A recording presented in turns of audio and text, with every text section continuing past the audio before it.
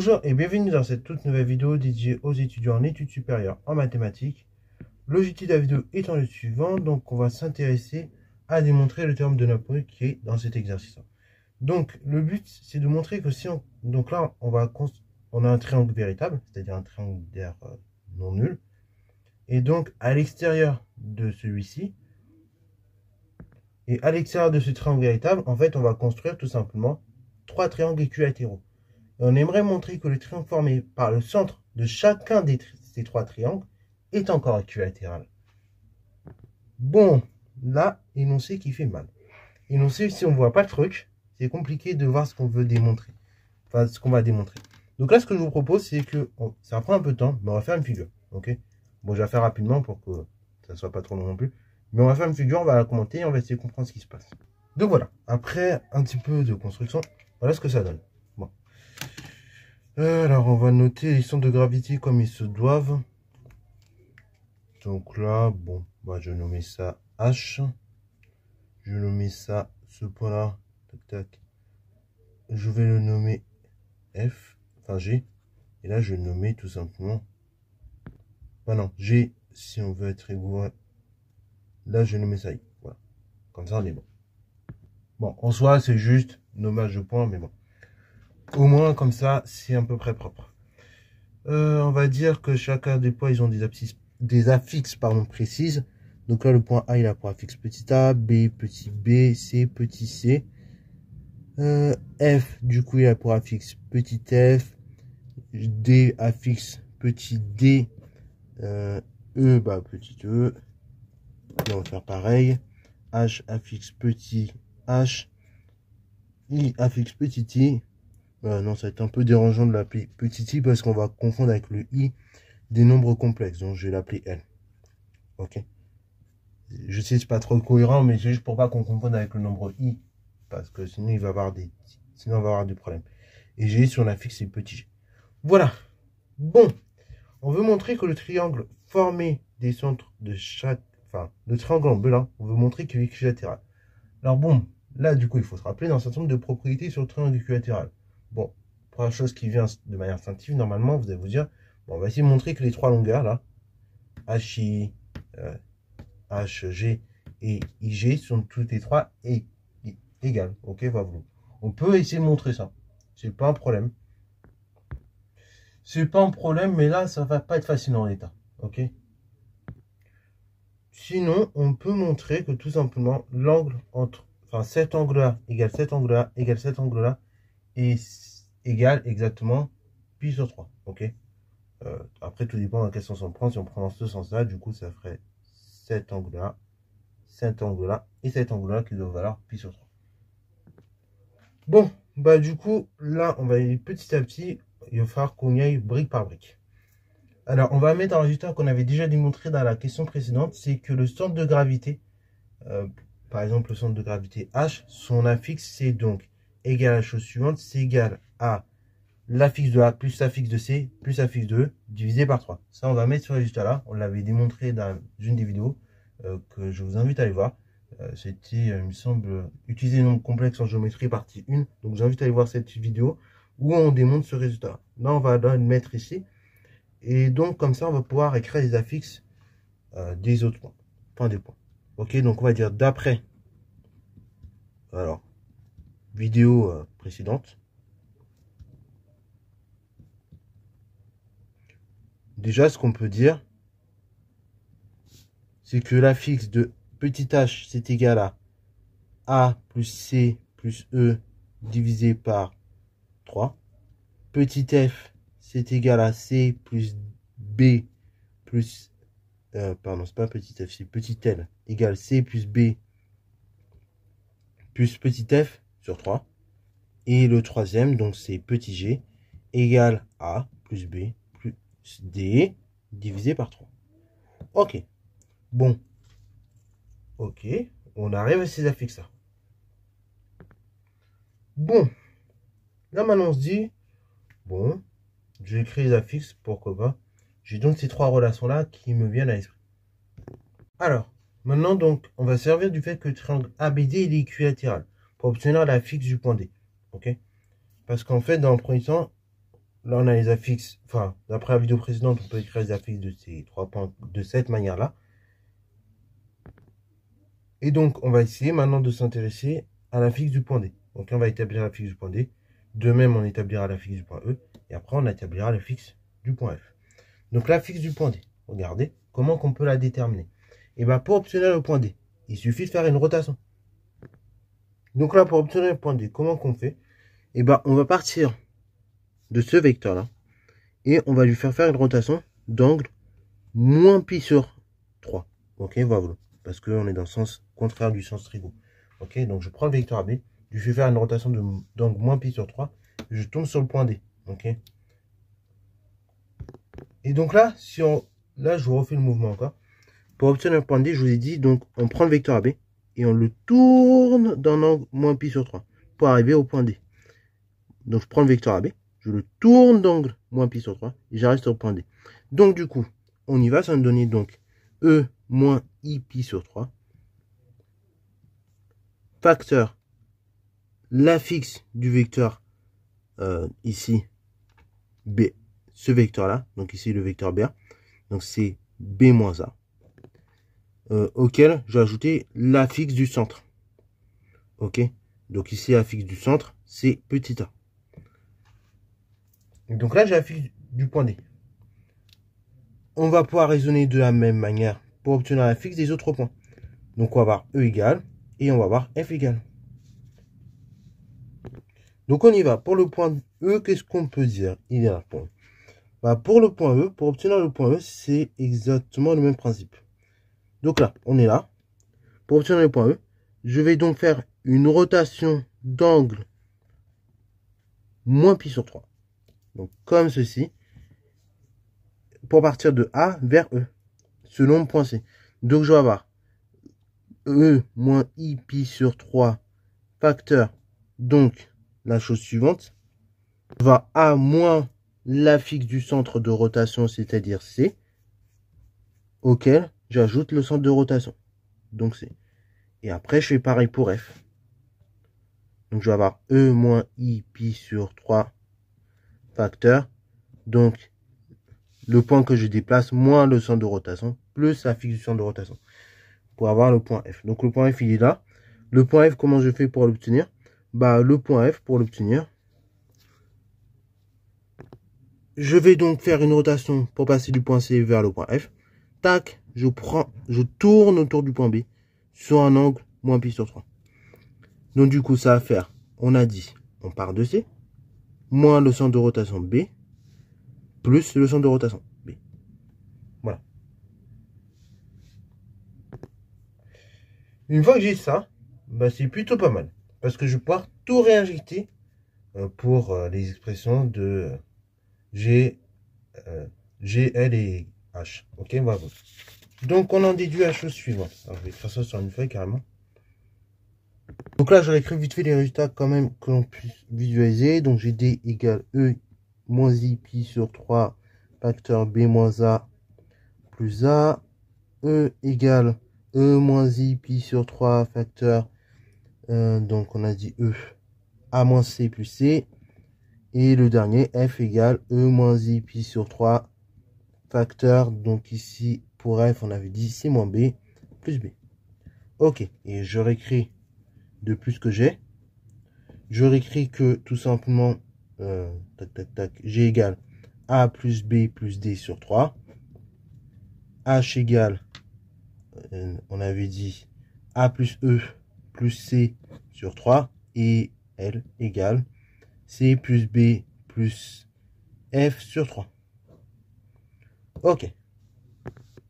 Alors, du coup, ce qu'on va faire, une fois qu'on a ça, je vous propose, là, ça va donner des calculs un peu lourds. On va s'accrocher. Remplacer D par ce qu'on a trouvé là. Désolé, on va changer de couleur parce que panne de matériel. On va remplacer donc à chaque fois chacune des variables que l'on a trouvées par ces éléments-là. Ok. Donc, alors, G qui est égal à A plus B plus D. Alors, D, c'est EI moins pi sur 3 facteur B moins A plus A sur 3. Ok, je vais commencer comme ça pour G. G égale ça. Donc, on va réduire un petit peu. J'ai donc 2a plus b plus e moins i pi sur 3 facteur b moins a sur 3.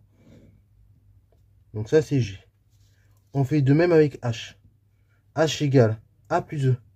E étant égal à e moins i pi sur 3 facteur a moins c plus c, plus encore la valeur de c sur 3.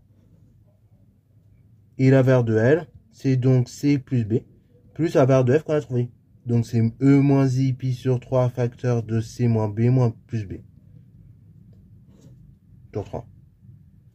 On simplifie un petit peu tout ça. Donc j'ai ici 2C plus A facteur E moins I pi sur 3 facteur A moins C sur 3. Je simplifie. J'ai donc ici pour le deuxième 2B plus C plus E moins I pi sur 3 facteur C moins B sur 3. Ok, donc on arrive à cette situation-là. Donc là, maintenant qu'on a écrit tout ça, tout ce qui suit, on va se poser et on va essayer de comprendre ce dont on pourra arriver, au point auquel on pourra arriver. Tout à l'heure, on a utilisé le fait que le triangle ABD était équilatéral pour écrire l'affixe du point D de cette manière-là. Ok. Donc là, l'idée serait la suivante, ce serait d'écrire un petit peu de manière similaire à ce qu'on a fait tout à l'heure. Donc pour l'affixe des points du triangle ABCD et de chacun des points là, ABCD, ACE et ensuite CEF, CBF, pardon. De manière similaire, on aimerait trouver, tout simplement, prouver par exemple que le point H s'écrit comme de manière unique comme combinaison linéaire en quelque sorte des affixes de I et de G. Et pareil pour l'affixe de I, pareil pour l'affixe de G. Donc là, on se pose 3 secondes et donc on va regarder un peu ce qu'on voudrait. On voudrait arriver à démontrer. Donc là, l'idée, ça serait quoi? Ça serait de démontrer que si je tourne d'un angle moins pi sur 3 pour passer de ce vecteur-là à ce point, de ce vecteur-là à celui-là, j'obtiens celui-là. Autrement dit, donc, que si je fais E moins I pi sur 3 facteur H moins G plus G, j'obtiens exactement I. On ferait pareil. Il faudrait montrer que, du coup, si je fais, donc là, c'est pour passer de celui-là à celui-là. Et après, on essaierait de faire pareil pour passer de celui-là à celui-là. Et ensuite, pour passer de celui-là à celui-là. Ok? Donc, on va un petit peu réorganiser tout ça. Je vous propose de calculer. Calculons.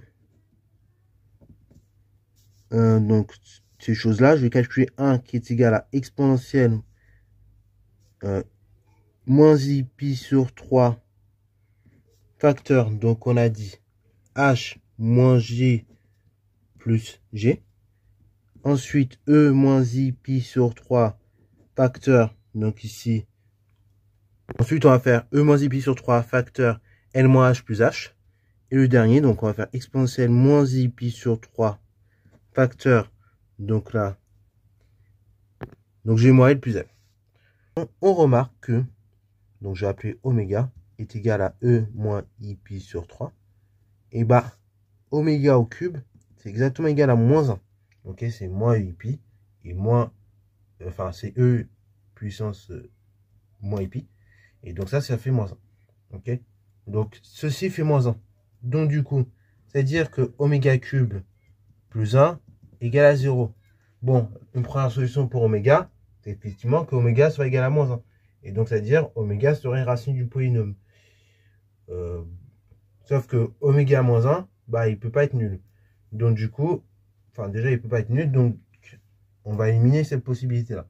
Mais normalement, l'idée que moins 1 soit racine du polynôme oméga cube plus 1 peut quand même nous aider. Parce qu'on va essayer de factoriser au maximum ce polynôme-là. Pour factoriser un polynôme comme ça, il y a plusieurs techniques à la vie. On en reparle dans le chapitre sur les polynômes plus en détail. Mais une des techniques consiste à diviser ce polynôme par le polynôme que j'ai cité, oméga moins 1. Donc, division euclidienne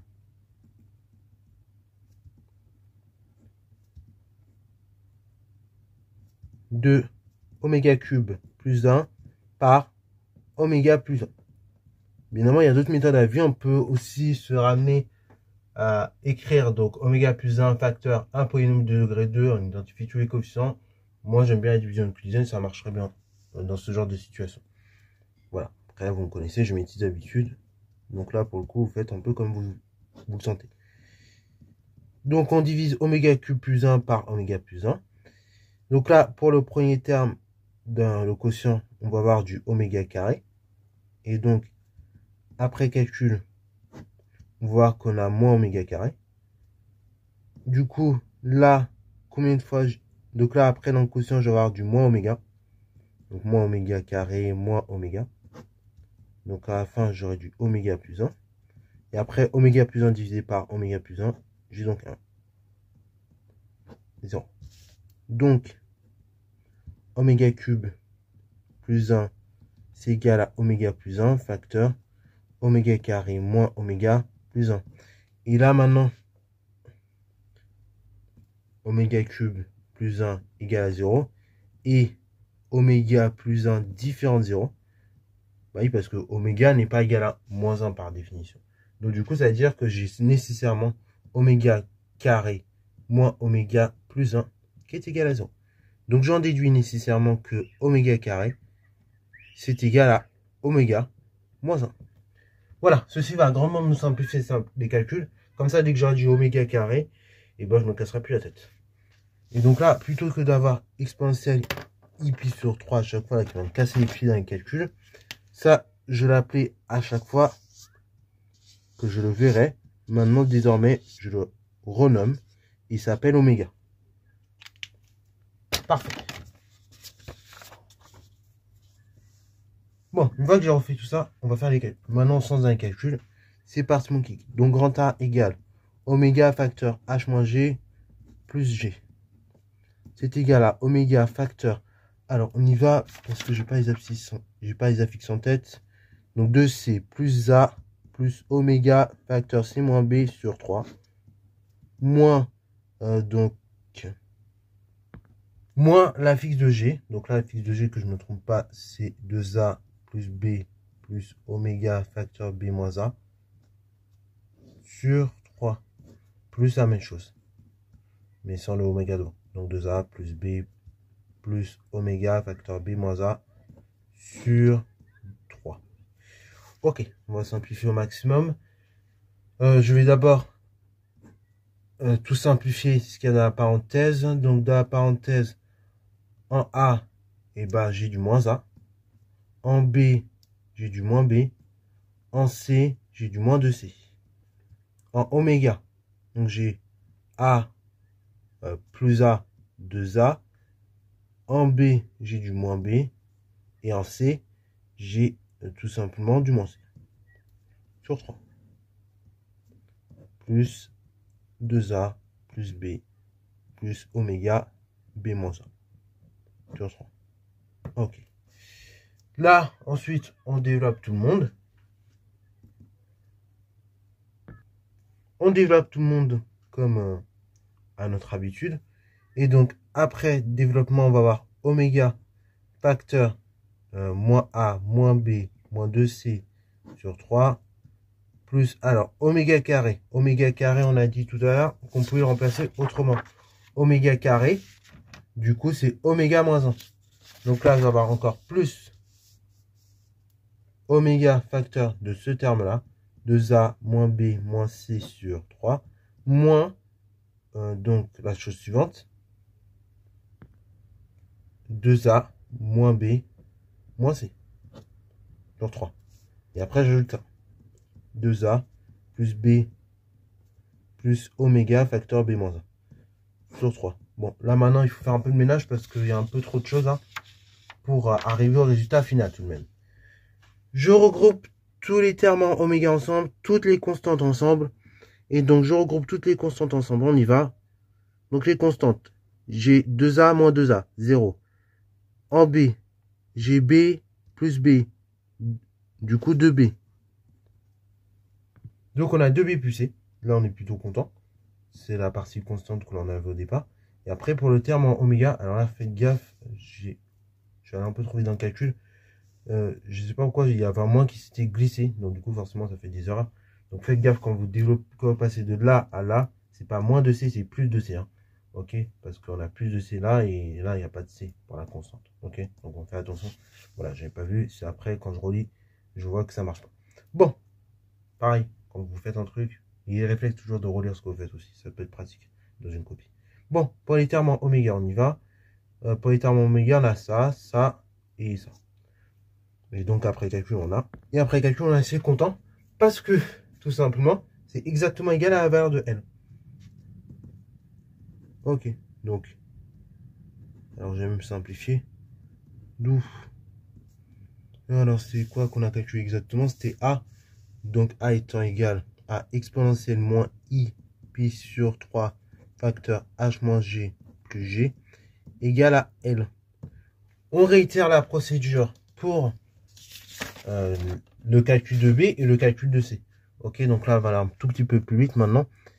Et une fois qu'on aura calculé B et C de manière explicite, on sera plutôt content parce que du coup, on aura ce qu'on veut. C'est-à-dire que le triangle, il est équilatéral.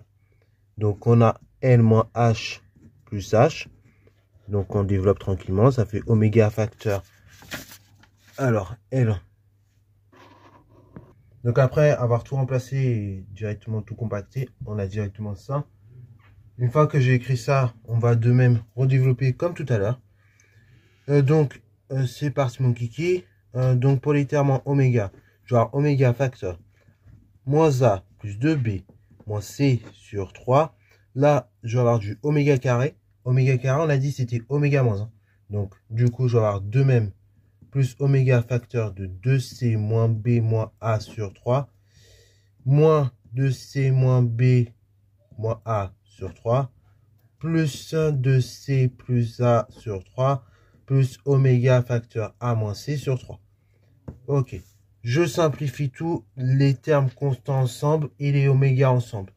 Donc les termes constants, j'ai 2C, j'ai moins 2C qui s'ajoute à plus de C, ça fait 0. J'ai A qui s'ajoute à plus A, donc ça fait 2A. Ensuite, qu'est-ce que nous avons encore comme constante? J'ai donc les B que j'ai pas compté. Et les B, bah, j'en ai tout simplement, attention, moins 1 fois 1, donc plus 1 sur 3. Donc là, je suis assez content parce que quand je visualise le résultat, on n'est pas loin. Ensuite, je regroupe les termes en oméga ensemble. Donc là, on va bien compter. On va compter tout d'abord les codes. Enfin, on va compter ce qu'il y a en A. Donc, j'ai moins A, donc moins 2A. Plus A, ça fait moins A. Et après, plus encore A, ça fait 0A. Ok. Attention, j'ai encore. Là, attention, ce A là que j'ai compté, il compte pas. Donc là, on refait le compte. J'ai donc moins A, moins A, donc moins 2A, plus A, donc ça fait moins A. On est content. Voilà, parce que j'avais compté un A en trop. Et je regardais par rapport au résultat final, ça ne correspond pas. Alors, ensuite, on va compter les termes en B. Donc les termes en B, du coup, j'ai du 2B, moins B, et c'est tout. Donc j'ai du B. Et les termes en C, normalement, doivent s'annuler. Donc j'ai moins C, plus de C. Et normalement, je dois avoir moins C qui traîne là. Voilà, c'est parfait.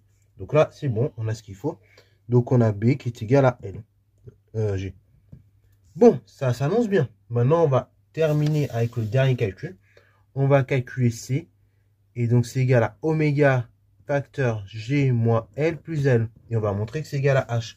Ok. Donc, lui, pareil, quand vous êtes dans le contrôle et que vous êtes un peu perdu au niveau des calculs, tout ça, vous regardez ce que vous voulez montrer. Voilà. Et après, en fonction de ce que vous voulez montrer, bah, vous êtes plutôt satisfait ou pas satisfait. Ok. Après, il ne faut pas que ça vous prenne non plus 60 ans. Mais voilà. Faites attention tout de même. Donc là, je vais tout remplacer et après, je vais vous montrer ce que ça donne. Donc voilà, après avoir tout remplacé, on a ceci. Et on réitère les calculs. Donc là, on essaie de pas se tromper, ce que c'est quand même, ça serait pas mal. Ça fait oméga facteur de 2A moins B moins C sur 3. Oméga carré, donc c'est oméga moins 1. Donc ça fait oméga facteur de 2B moins A moins C sur 3. Moins, donc je vais mettre plus, comme ça on ne se trompe pas. Moins 2B plus A plus C sur 3. Plus 2B plus C sur 3 plus oméga facteur c'est moins b. Oui, là, je casse volontairement les fractions ici pour bien visualiser ce qui dépend de oméga et ce qui ne dépend pas de oméga. Parce que sinon, c'est un vrai risque de se tromper ici. Même, vous voyez, même quand on le casse, on se trompe. Bah, si on ne le casse pas, c'est encore pire. On va regrouper les termes constants entre eux. Donc là, les termes constants entre eux, quand on regarde, on a du A. Ensuite, pour les termes en B, donc quand je regarde les termes constants, j'ai moins 2B qui s'additionne avec 2B. Bah, du coup, ça fait 0B. Et pour les termes constants toujours, on a du C qui s'additionne avec du C. Donc, je vais avoir du 2C. Sur 3. Plus les termes en oméga. Donc, les termes en oméga, qu'est-ce que j'ai? Pour les termes en oméga, j'ai 2A moins A. Et moins rien du tout. Donc, ça fait A. Pour les termes en oméga en B, donc j'ai moins B. Plus de B qui fait B. Et j'ajoute encore moins de B. Donc là, ici, ça va tout simplement nous donner moins B.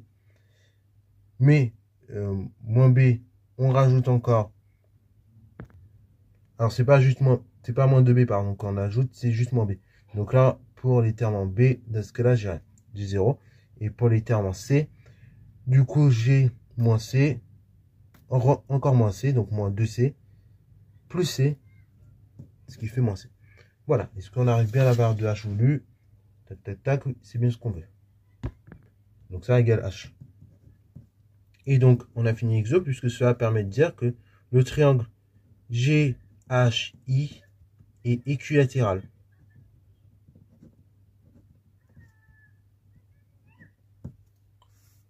Ça veut donc dire qu'en fait, chacun des côtés, je peux l'écrire comme de la manière suivante.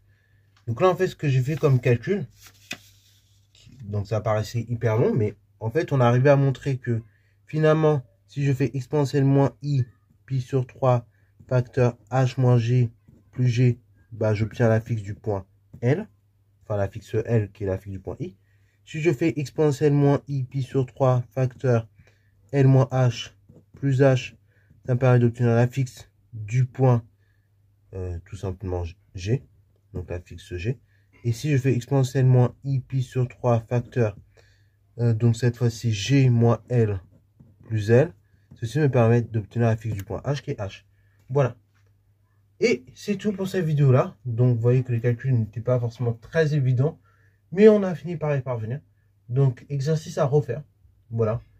Et formateur, franchement, la première fois que j'ai fait, moi aussi, je me suis cassé énormément les dents. Et là même, c'était pas forcément le plus simple. Mais voilà.